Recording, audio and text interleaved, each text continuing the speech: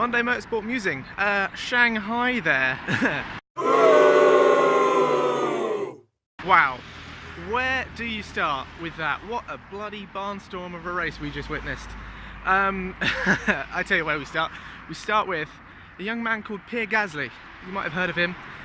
He did rather well in Bahrain, and he did rather well in China, by which I mean he did rather well to take out his teammate and deliver or make possible basically everything that happened after lap 35, thanks to a visit from L safety car. You can't steam up the inside and just expect your teammate to move aside. I think purely it was just a mistake. Everyone makes mistakes, but clearly Hartley was not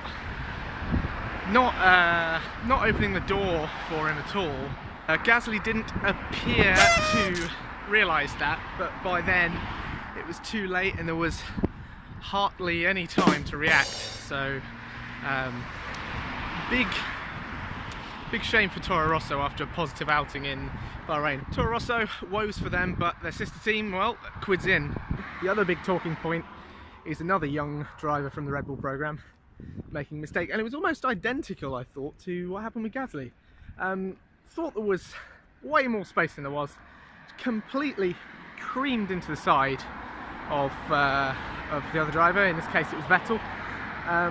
Slightly less of a sin considering Gasly managed to hit his teammate, which is the one person you absolutely do not hit. Verstappen, he had to go try to pass Hamilton earlier in the race. Didn't go to plan, obviously. He ended up on the outside of the quick turn 7, so not an overtaking zone in the slightest. Props to him for giving it a go.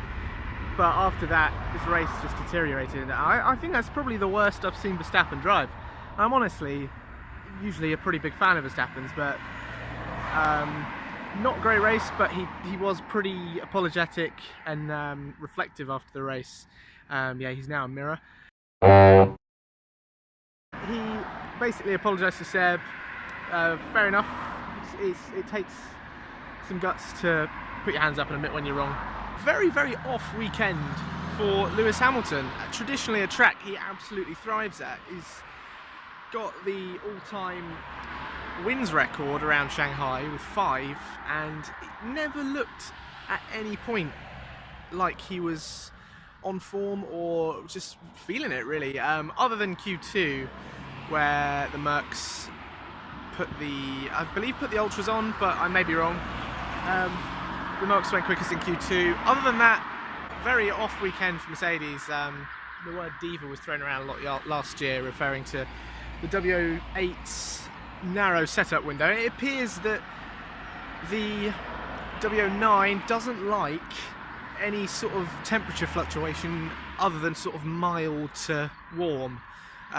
European season's coming up, so they'll be glad that the flyaways are out of the way. When you factor in Vettel finishing 8th, Hamilton's now only 9 points behind, which is a lot better than the 17 points behind he was coming into China. So Vettel's perfect record gone. Hamilton got some ground back. What a race Daniel Ricciardo had. Seeing him on the podium does make my heart do little flips inside my chest, really. He's just the man. Absolutely had an unbelievable advantage with the tyres, which he was able to change during the pit stop.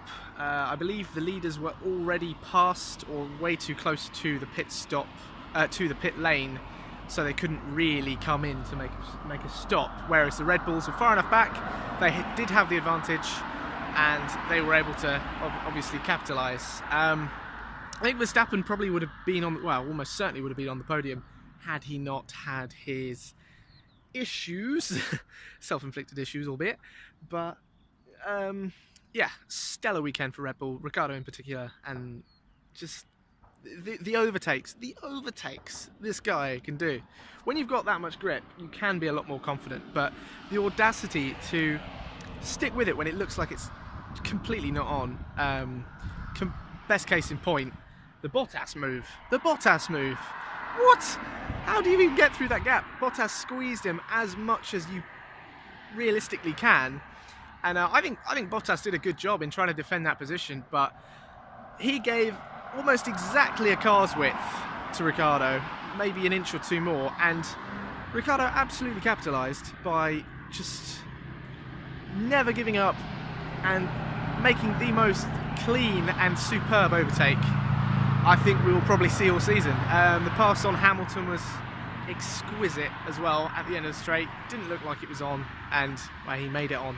So absolutely can't fault Ricciardo's race. And especially after FP3 turbo, basically the thing went scrap, and then the team did an incredible job to get him out for Q1. Did one lap, scraped through Q2 and Q3. Decent performance considering the Red Bull pace relative to the Merc and the Ferrari, which didn't look much like it was going to be quite up there with the top two, but things fell into place just so beautifully, and I think it's probably got to be Ricciardo's best win. He doesn't win boring races, something he said after this one, and long may that trend continue, because I could watch this guy win for many years to come, and I'm sure I will. Yeah, that's all from me for now. I'm gonna go home because China time is not fun for the circadian rhythm, so I'm gonna head off. Catch you on the flippity.